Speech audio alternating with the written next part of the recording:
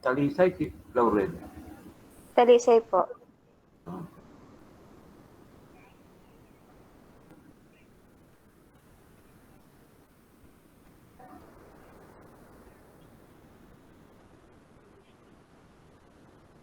Clarice, ready ka na ba? Yes po, sir.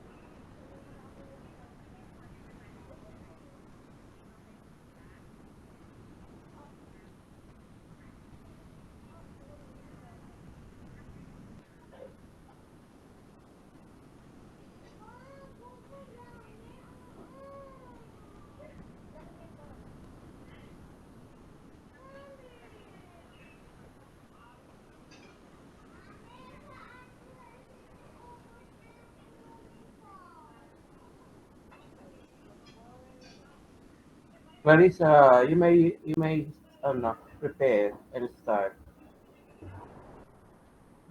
Okay, magandang gabi na naman, class. Now, this evening, we'll continue discussing business combination as we are going near the end of the chapter. And we had this evening two speakers to share us what they have read, what they have studied, what they have learned.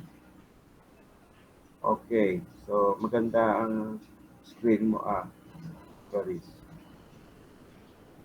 Okay, so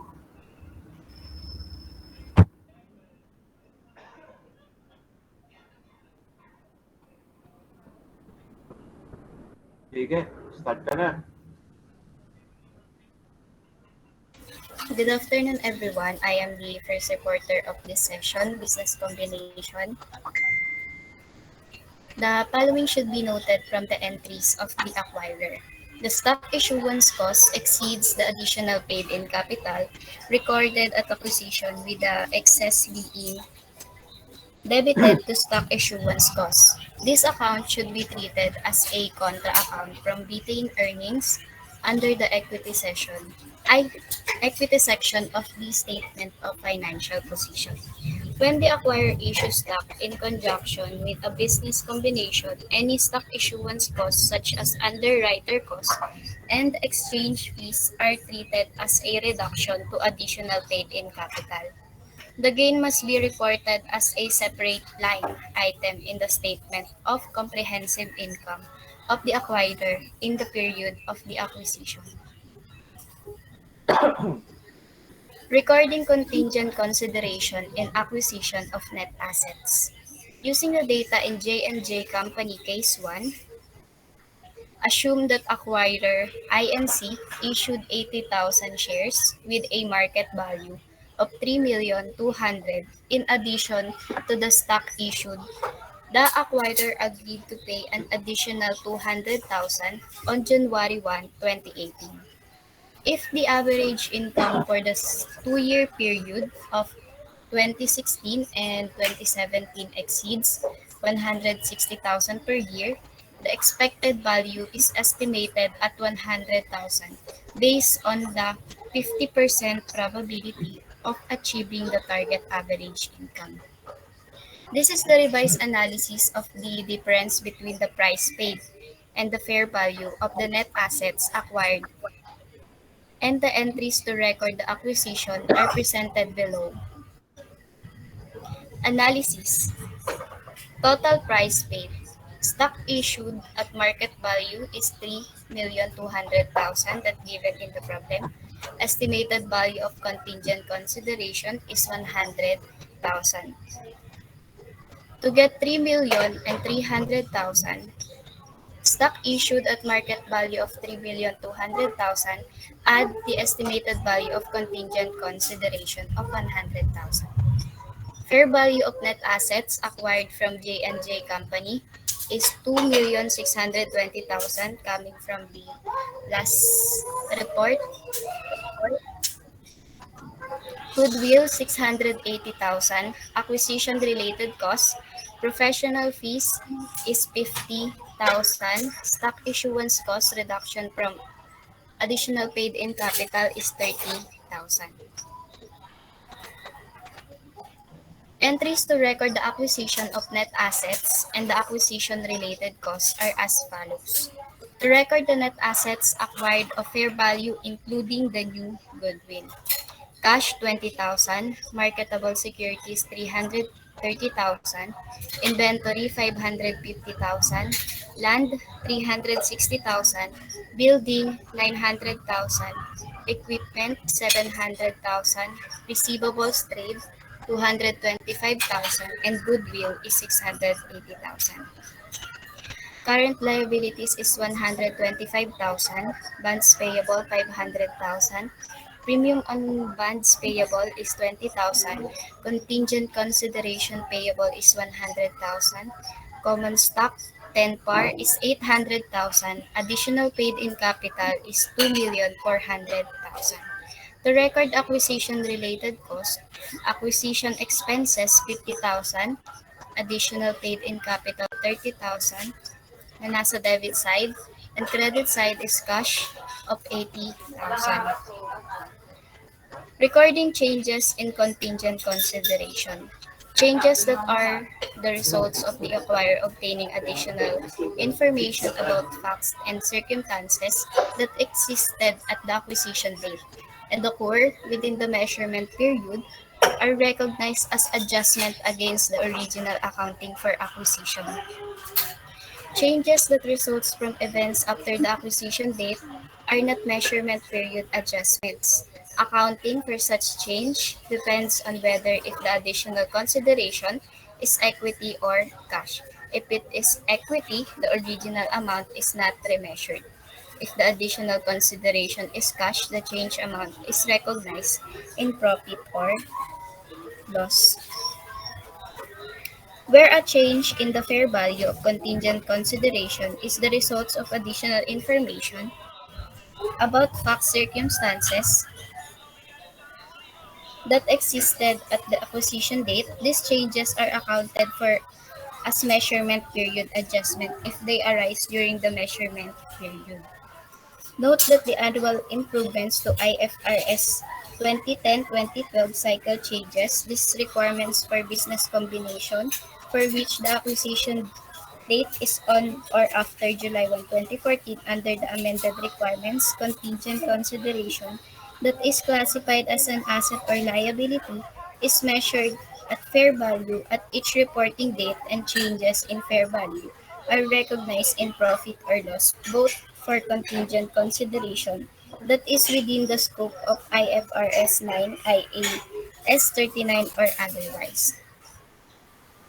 If during the measurement period the contingent consideration was revalued based on additional information, the estimated liability and the goodwill or gain on acquisition would be adjusted.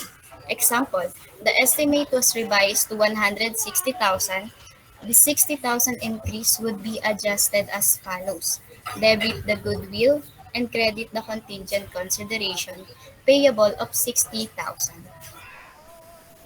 If the estimate is again revised after the measurement period, the adjustment included in profit or loss of the later period. Example, the estimate was revised to 200,000 after the measurement period. The 40,000 increase would be recorded as follows: loss on contingent consideration payable debit 40,000 and credit contingent consideration payable of 40,000. If an agreement to issue additional stock upon occurrence of future event, there was an agreement to issue 20,000 additional shares if the average income during the second year period of 2016 and 2017 exceeded 160,000 per year. Debit additional paid in capital of 20,000 and common stock of 10 par of 20,000. Recording changes in value during measurement period.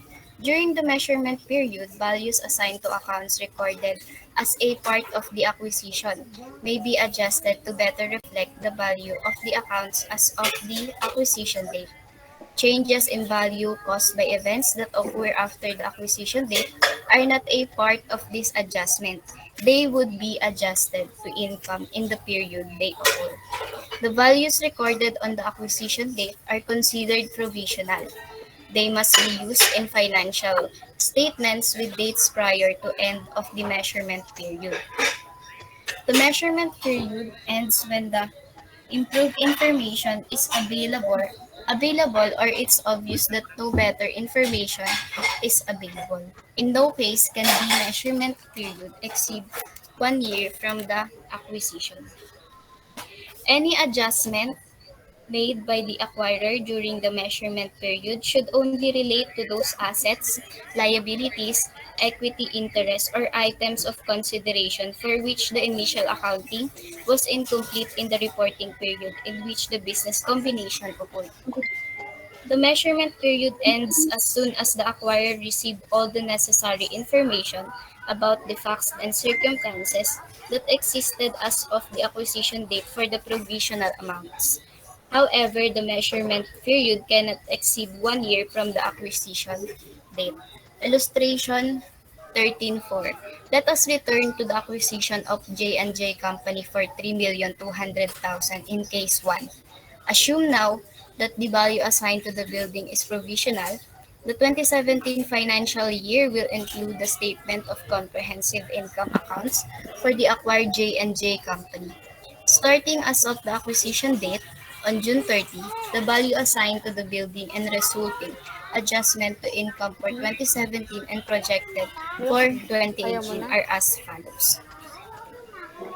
Provisional value Itago is mo na lang. 900,000. Depreciation, Itago mo na lang sa depreciation ref. method. 20-year straight line with 660,000 residual value. 240,000 divide 20 years Ay, is wala na equals pa to ng laman eh. 12,000 Bigyan divide mo na kay year Percy. and 1,000 per month. Recorded in Wala na pala yun. 2017, 6 months is 6,000. Recorded in 2018 is 12,000. Better estimates of value for the building become available in early 2018. The new values and revised depreciation are as follows. Revised value is 950,000 depreciation method, 20 years straight line with 590,000 residual value, 360,000 divide 20 years equals 18,000 per year and 1,500 per month. Adjusted amount for 2017 is 9,000. Amount to be recorded in 2018 is 18,000. The recorded values are adjusted during 2018 as follows.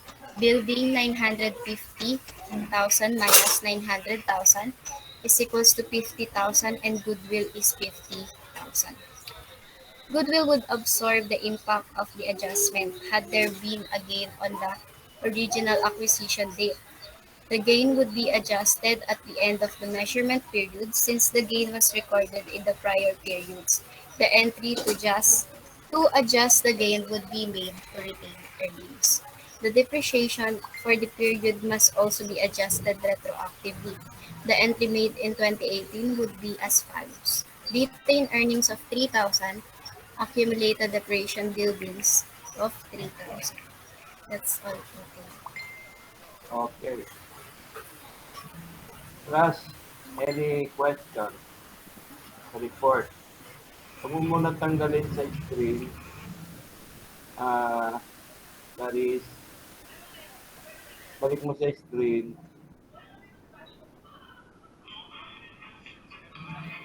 Clarice. Balik mo sa screen. Class, may tanong ba kayo? Before I ask questions. Clarice. Sir, wait lang po.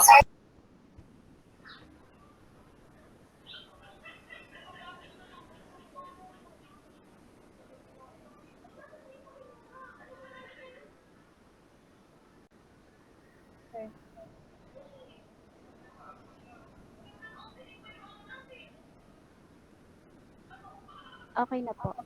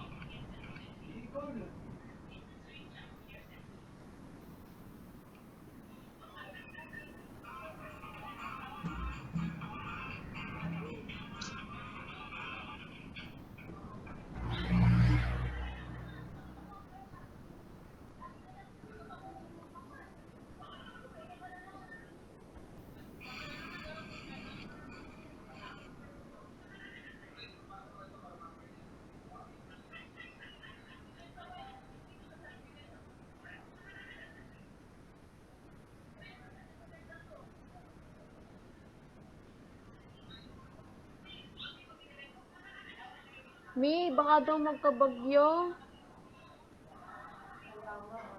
Storm Inday.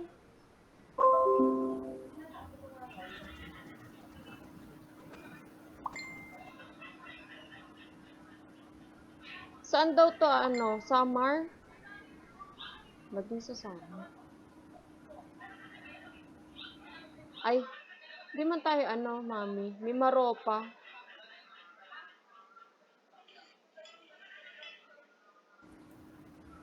Yan.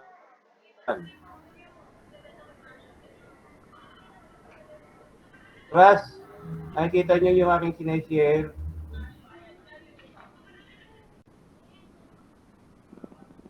Russ, Sir, maliit po. maliit. Opo.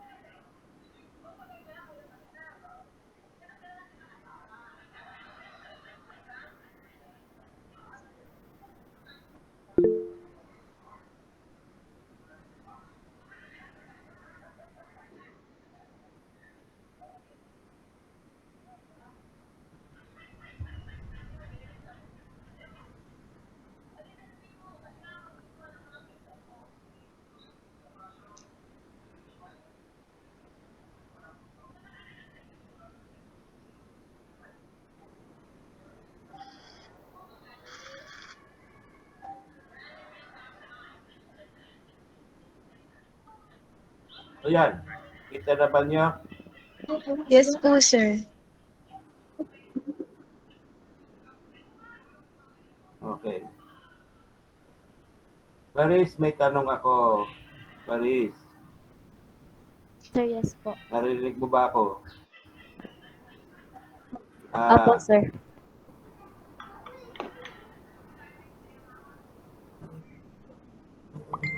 saan ka ba nagsimula ng report? Dito. Receivables trade, 225,000. Premium and bonds payable, 20,000. Saan galing yun, Paris?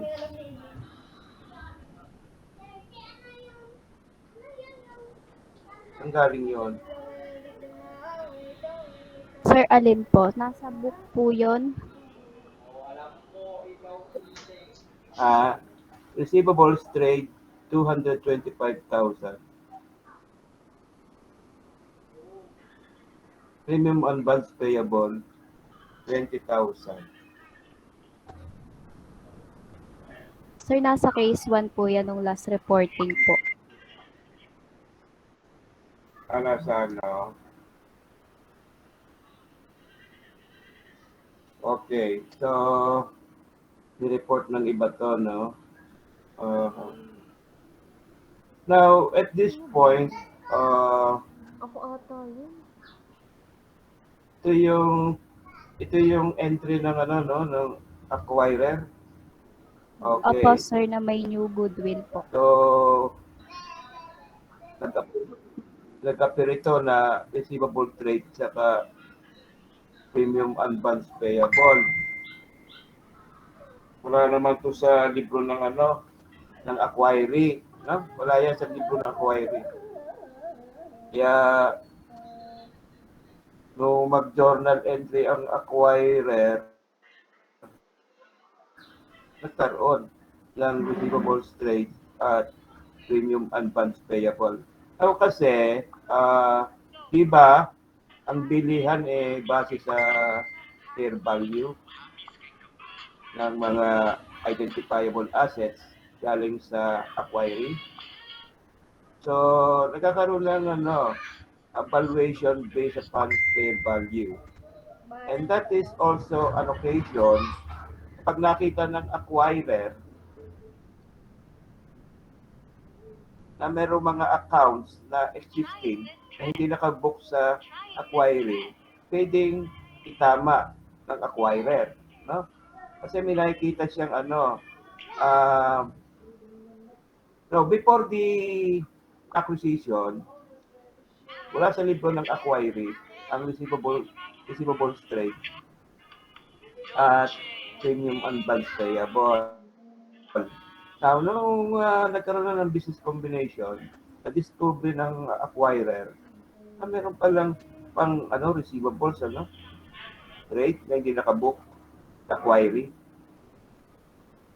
At yung bonds payable, dapat may, in this case, no, AJJ, dapat mag-recognize ng premium na wala sa libro Nagtitinda si Steph ng our kitchen. J&J, no? Stephanie? Now, in generalizing sa acquirer side, this is the occasion na i-book ang dapat i-book kahit yun ay hindi nakabook sa J&J books, ano? Now, another question. Sinabi mo, Clarice, na measurement period, 1 year, ano? Should that exceed 1 year? At kung naman ang mga valuation at fair market value doon sa date of acquisition, those valuation ay provisional, ano? Meron pang 1 year para paguin yung mga early valuation mo noong actual date of acquisition. Kaya pwede pa bago, no? Kaya lang, within the next 12 months or 1 year. Ang tanong ko lang, ito, madaling tanong to ha, Clarice. Paano kung nagkaroon pa ng so kung yung mga changes na ganyan nag-occur within 1 year, pwede pa natin baguhin yung Now I'm topic mo kasi yung consideration, contingent consideration. How this is in relation to contingent consideration? Now, kapag yung changes ay mapapalaki yung cost of combination, so lalaki yung now, wala tayo sa stock acquisition no? Nasa purchase tayo ng net assets ng So, lalaki yung cost of combination at lalaki rin yung contingent consideration na payable kapag nangyari sa within 1 year. Paano naman, ang tanong ko Clarice, paano kung man yung mga events na nangyari after 1 year? Mababago rin ba yung Well, syempre hindi. Hanggang lampas na ng 1 year no? Paano yun? How will you treat those effect of those changes? Sir, feeling ko po nakadepend po siya sa additional consideration na nagka-classified as an equity instrument or an assets or liability po. Yun naman. Mahina ang boses mo, Clarice. Hindi ka namin makinig. Sir, depende po sa additional consideration is classified as an equity instrument or an assets or liability po. Okay. Okay. So, okay. So, it depends, Una-una, iba. Kapag ang contingent consideration ay stock, o di kaya ay cash or non-cash assets. Now, kapag hindi stock at kundi cash or non-cash assets, paano mo i-recognize sa book yun? Tapos na yung 1 year. Tapos na yung 1 year. Hindi mo na mababago yung cost of business combination. Tapos na yung 1 year Pero may mga events, changes nangyari doon sa valuation ng mga accounts na galing sa acquiring. Ano yun? Tapos na 1 year. Sir, Hindi mo na mababago yung Sir, yung original amount po is hindi po siya marere-measured, ganun po ba?